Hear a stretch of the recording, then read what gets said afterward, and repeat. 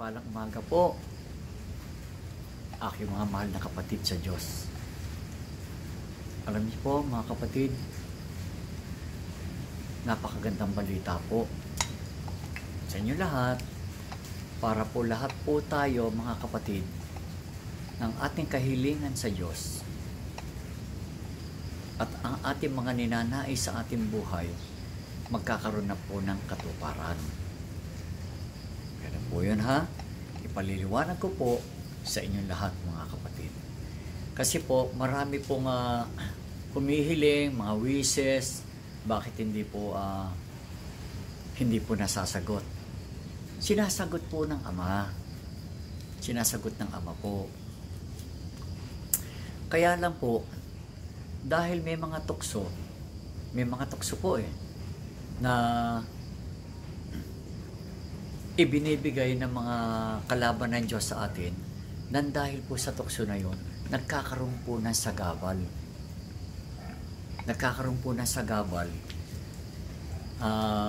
Para po mapigilan ang ating mga kahilingan. Kasi po, naririnig ng demonyo kung ano yung gusto natin no? Kaya po ginagawa po ito ng mga demonyo para po magkaroon tayo ng pag-aalinlangan sa Diyos. Kasi di ba lagi sinasabi ng Ama sa akin, peace be with you. Ang kapayapaan ay sumaiyo. No? Kaya po yung kapayapaan po, para po sa atin, dapat payapa tayo. Dapat po, payapa tayong lahat. Kaya mga kapatid, eto na po yung panahon na paulit-ulit kong hinihiling kay Ama na pagkalooban tayo ng pagpapala. Eto na po, dumating nga po ang mensahe sa akin na bakit po nagdatingan yung mga kaibigan ko. Meron po akong kaibigan sa Australia na Aborigines. Pag sinabi pong Aborigines, isang katutubo po ito.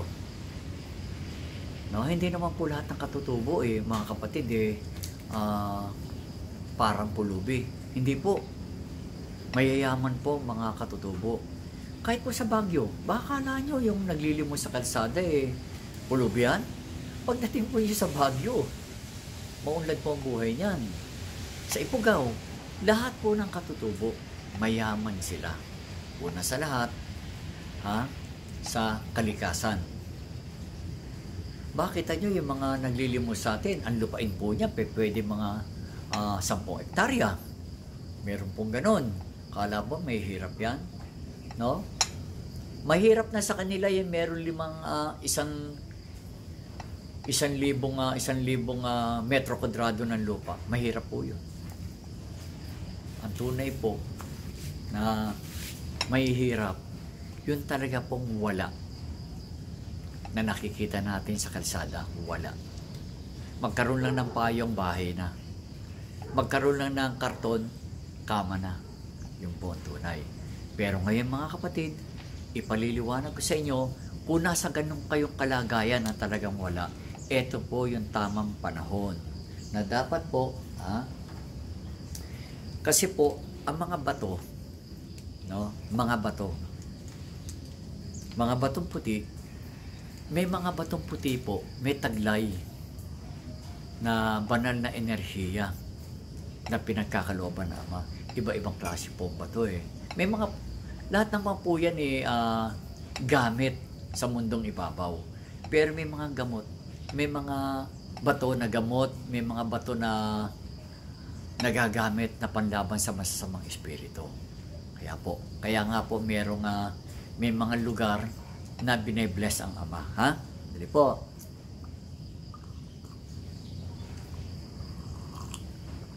Ipapaliwanag ko po sa inyong lahat. Yung kaibigan ko po, Aborigines, nasabihan ko po ito matagal na. Inaabot na nga po ng may isang taon na no? Na kung meron siya ng mga batong kalikasan at darating siya ng Manila, dala niya ako. Sa Australia po ito. Ngayon, meron naman po yung mga ibang kaibigan ko rin na kahit dito sa Pilipinas po marami po niyan.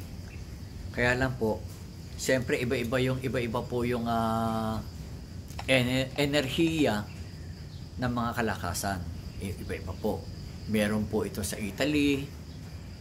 Pero ito po, sa Australia, meron naman po akong kaibigan sa Japan na pagdadala niya ako galing ng Mount Fuji. Mount Fuji naman po.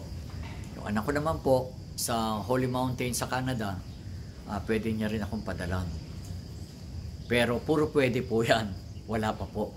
Ang mahalaga, yun nandito na ngayon. Kaya, ang mga bato pong ito na konsagrahan po ng mga banal na pangalan ng Ama, nagkaroon po ito ng ibang uri ng lakas. Napakalakas po. No? Lahat naman po ng gamit na pinagawa sa akin ng Ama, lahat naman po yan malakas Pero meron pong iba-ibang trabaho. Ito po, concentrated to talaga itong trabaho nito para po sa mga kahilingan natin. Ito po yung bato papaliwanag ko sa inyo itong bato. Itong bato pong ito, no? At saka itong kahoy na to talaga po, yung kamagong natin talaga po, nilinis ko na maigi para po sa inyo. Ang mga bato pong ito, may ibang uri po. Nagiging kakaiba po lahat yan. Magtataka po kayo, yung enerhiya ng banal na espiritu ng Ama, yung 225 names na Holy Name of God the Father Almighty, nakakonsagra po dito. Kaya ito po napakahiwaga po nito. Nasabi ko nga po ng isang araw o kagabi, no? Ang talagang naging total po talaga ng inaano ko, yung talaga para sa akin po talaga, yung sabi ko 1.5, 1.5. Pero nagkaroon po ng konting pagbabago. Kasi po, ito po yung isa sa pagbabago, no? Kasi po, itong testamento pong ito, nandito po nakasaad yung 225 names of God, no? Kasi po, iba po talaga yung mga aral na i-share ko sa inyo. Wala po tayong wala po tayong magiging pagkukulang sa Diyos. Kasi po, iba po yung naatasan, iba po yung kayo lang ang kumuha ko saan-saan. Iba po yun. Pero nire-respeto ko rin po yun kung gusto niyo ng ganon. Kasi po, bilang lingkod ng Ama, Diyos, Amang makapangyarihan sa lahat. Ako po, hindi po ako manggagamot. Ang manggagamot po ay ang Ama. Ang Ama po. Siya po talaga ang dakilang manggagamot na gumagamit lang po sa akin. No? Bilang kasangkapan po ng Ama para po sa inyo. Ngayon, yung kahoy pong ito na konsagrahan po, no, sa banal na pangalan ng mga 7 testamento. Ayan po yung testamento. 1, 2, 3, 4, 5, 6, 7. No? Kaya po ang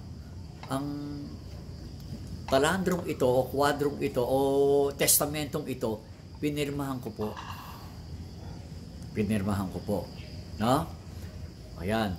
At saka nandito na po yung 225 Holy Names of God. Nandito po. Kaya mga kapatid, kapag ito po, may mga pamamaraan ng paggamit. Napakahiwaga po.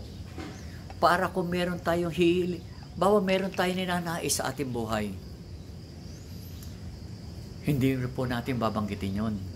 Nung Ama, nagugutom ako, o Ama, tulungan niyo po ako na magkaroon ako ng trabaho, hindi niyo na po yung babanggitin. Hindi na po. Ang una sa lahat, siyempre, ganun ang kalagayan nyo.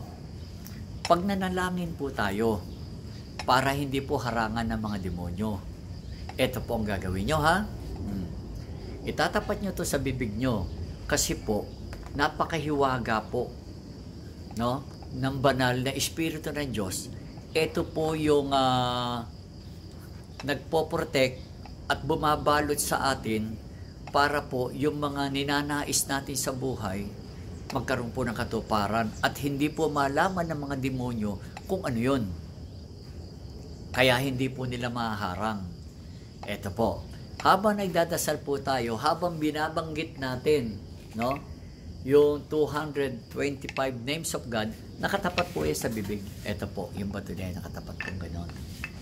Nagsasalita tayo, halimbawa po, no? Salutator, Adam, Tragula, Orsong Rabet, Alagatum, Romel, Saksot, Pelatona, Blan, Tremenda, Isubit, Natambat, Isum, Tinitil, Isum, Punator, Populator, Emmanuel, Rumakat, Ampilator, Rotatem, Skulum, Temperitator, Adonai, Sawaon.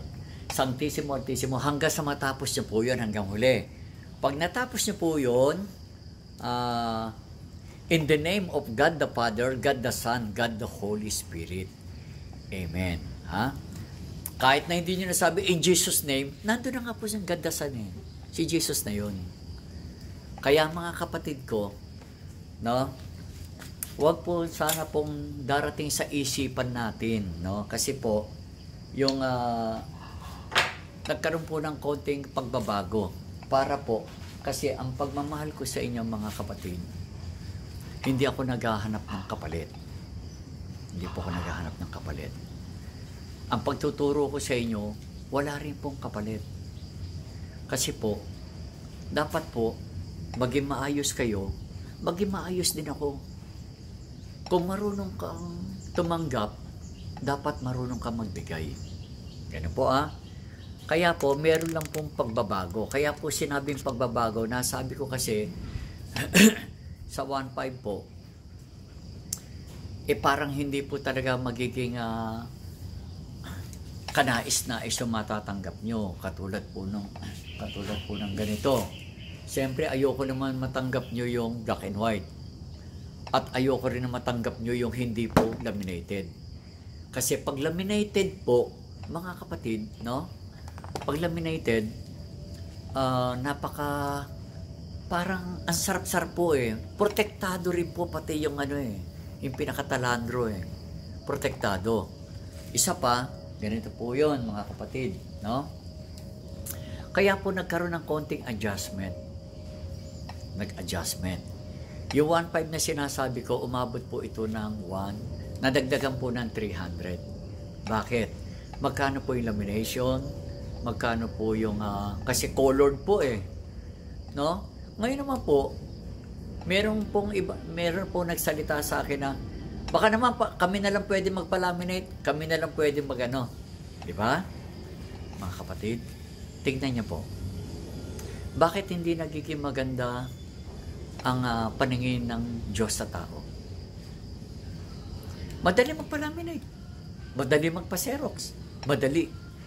Yung pong kapangyarihan na nabuo yan unti-unti na ipinagkaloob sa akin para sa inyo. Diba sabi ko nga po sa inyo mga kapatid, gusto ba ng Ama, mangopya lang kayo ng mangopya? Iba po yung bine-bless. Kaya po kapag yung blessing po sa akin, ini-extend ko po sa inyo. Kaya yung authority ng Ama, may kapahintulutan po. Ganun yung mga kapatid. Sana, gusto mo rin lang maging maka-Diyos ka, huwag ka maging hindi magandang pagkatao sa paningin ng Diyos. Yung po nadagdag na konti po, para po sa inyo yun. Kasi po, kita nyo meron nga po, maliliit na bagay lang. Diba? Nabibili ng 35 tapos pagdating sa inyo, 1.5. Maliit na bagay. Nabibili pa sa bangketa. Pero, nire-respeto ko yun. Ito po, mensahe ng Ama para po sa inyo. Nandito na po lahat kompleto. Kaya po, alam nyo yung nagsalita na yon, umorder po ko agad sa akin. Sorry, Father, sabi niya. Oo. Kasi hindi po kayang bayaran ng salapi. Kita niyo po yung aborigines na pumunta rito. Aborigines, binigyan niya ako. No? Isang baso. Hindi ko nasasabihin sa inyo. Nagpalitan kami. Nagpalitan kami. ang pinalit ko sa kanya, magandang halaga. Ayoko sabing malaking halaga eh. Magandang halaga na ikasisiya niya. Yung ang tawag po kasi dyan, exchange energy. Kasi, alam ko naman, yung binigay niya, marami makikinabang na katulad nyo. Binigay niya. Dapat din po, pagpalain din siya na ama, nagbigay din ako sa kanya. Na hindi niya po to, ine-expect. Ganon mga kapatid. Kahit po sa inyo, o kita niyo po si sister, meron po nag-donate sa akin, di ba? Tayo may 20-20, pero meron nag-donate, 1,000. Totoo po. Siguro naman nakita nyo, hindi ko nasasabihin ng pangalan. Di ba? Kahit hindi ko nasabihin ng pangalan, alam ko naman po kung sino yun. Ganun po. Buksan natin ang ating puso. Huwag po tayong tumingin sa mga bagay na, para yun lang, para yun lang. Huwag po. Ha? Kaya ngayon po, tignan nyo ha. Yung sinasabi, yun lang. Yung kabuuan po ng pagdating nito sa buhay ko. Kaya po yung mensahe ng Ama, dumating po sa akin para sinabi niya, i-extend ko sa inyo. Kaya po lahat ng testamentong ito, na 7 testamento at lahat ng medalyong ito, nandito na po, konsagrado na. At lahat po ng 225 pangalan ng Ama, no? I-share ko sa inyo. Ano ang sagot nyo? Yun lang?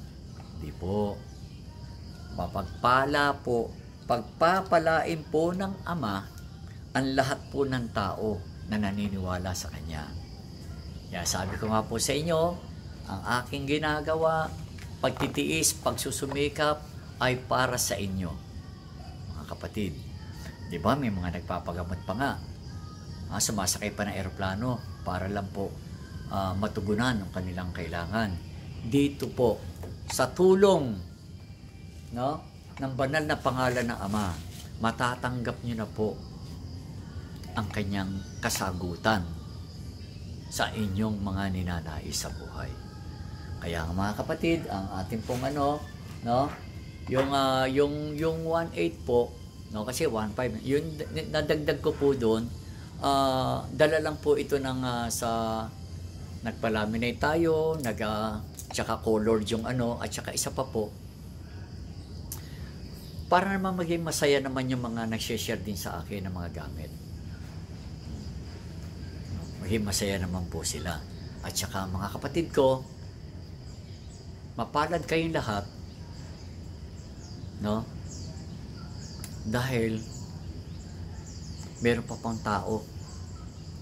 Isa na po ako sa nagsusumikap para po sa inyo. Sinisikap ko ng lahat tayo ay maniwala at magbalik loob sa Diyos Ama. Sa ating pagbabalik loob sa Diyos Ama, tatanggapin po natin, no? Tatanggapin natin ang napakalaking pagpapala. Kaya po yun, sinabi kong adjustment po, sa pagmamahal ko sa inyo, pagmamahal nyo sa akin, pagmamahal natin sa Diyos. Tandaan nyo po magandang umaga po. Mahal na mahal ko po kayo lahat. Bye-bye.